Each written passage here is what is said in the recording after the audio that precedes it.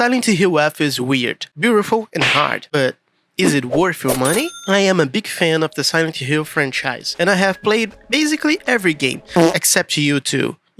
We just pretend that it doesn't exist. I was filled with sadness and hatred like every other fan when Konami decided that she was just taking her best franchise like Silent Hill, Metal Gear, and Castlevania, locked inside a box, and then threw the box in the trash to make pachinko. In a country where gambling is prohibited. Really hit the jackpot, huh?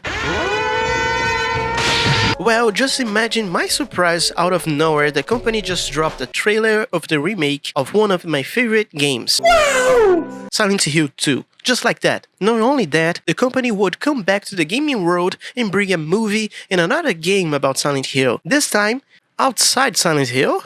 Silent Hill F is actually centered on Japan, in the Showa period to be more exact, 1960, where we play as Shimizu Hinako, a tomboy born in the worst era as possible. Hinako currently lives with her mother, a spineless woman that accepts everything that her husband does, and her dad, an abusive man that likes to beat his wife and treat his child like an object. The only positive persons Hinako had in her family and arguably in her life is her sister, Junko, who is nowhere to be found. Tired of fighting with her family, Hinako goes to a walk to find her friends. Dependent girl number 1, annoying piece of shit, and your partner that leaves you alone and likes to suddenly disappear like a ghost. When suddenly everything turns haywire, have flowers everywhere, people dying, and triggering trypophobia, you have to run to survive. The game is mostly set in a hometown with a lot of different sections inside the town, full of corridors, big roads. Some houses let you in to explore,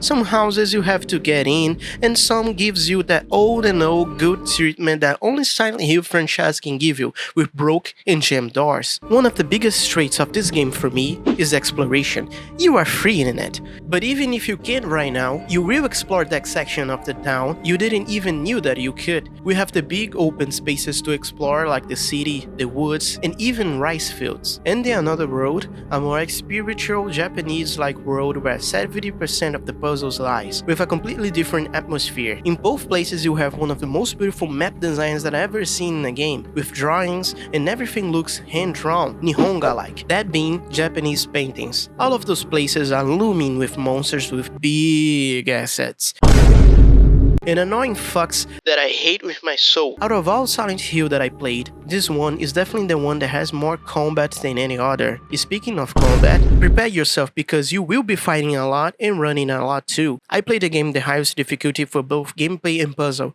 and you have to be very careful and learn enemies' patterns and such, or you will die a lot. At the same time, the game is generous with healing items and weapons for you to use, so don't be so much afraid to use those, as you have limited space in your inventory and have to explore to get more spaces to carry stuff. You have 3 types of weapons, a fast and a small weapon like a knife, where you get a lot of damage, but the durability is the minimal, and yes, weapons in this game breaks. Just when you thought you could get rid of Breath of the Wild, he comes back to haunt you. You have medium durability in weapons like the pipe, where the attacks are medium, the fast ones are fast, and the heavy ones are ridiculously slow, and the strong weapons, like the sledgehammer, where this weapon is really slow, but the attacks are devastating. And even if that sounds strange, the durability is smaller than a medium weapon. For mechanics, you have life, stamina, and sanity, which the latter use to focus, to either parry or give a strong attack in your enemy. About how hard it is, before playing, I heard some people saying that this game was full of Elden Ring elements that made the gameplay hard, but the Soulsborne and Silent Hill are a very distinctive franchise, but I thought that claim was stupid, and the only thing in common between both games is just the lock-on,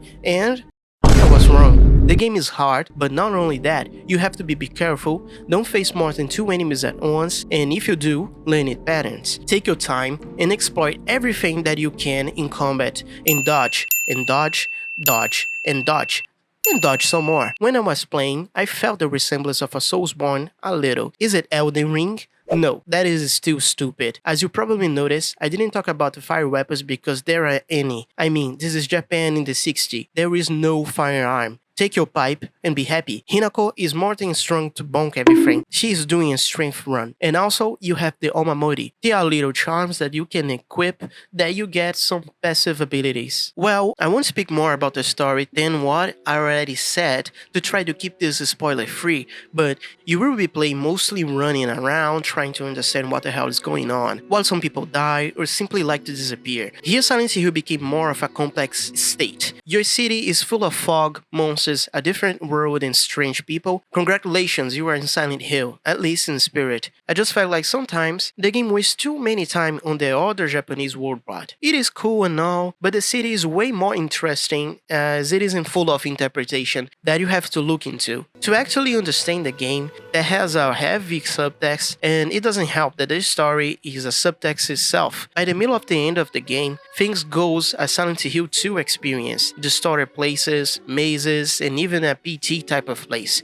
So you will not understand absolutely anything until the very ending. Not really a story easy to understand, you know? As I said before, the design is peak here. The Japanese world, inside the houses, every little detail plays to give you discomfort or just to be beautiful. We can feel that this game was well thought and give the proper love and comfort a baby deserves. The graphics are good and the game is beautiful, only the water that looks like a jelly, but it is okay. So in the end, the game is currently $70. Is that worth it? Yes. Considering everything that you get for that price, the game is not perfect, but is good. And considering that the resurrection of Silent Hill was with a remake, this is truly the new Silent Hill game after the big hiatus. Good gameplay, world, design, and nice story. $70 for 11 or 10 hours experience in hard and 8 to 9 hours in normal, with a nice replayability, as you have to play more than once to get the 4 remaining endings. That is arguable, because I'm not a really big fan of replaying the game to get a new ending. I don't think that does work with Silent Hill, but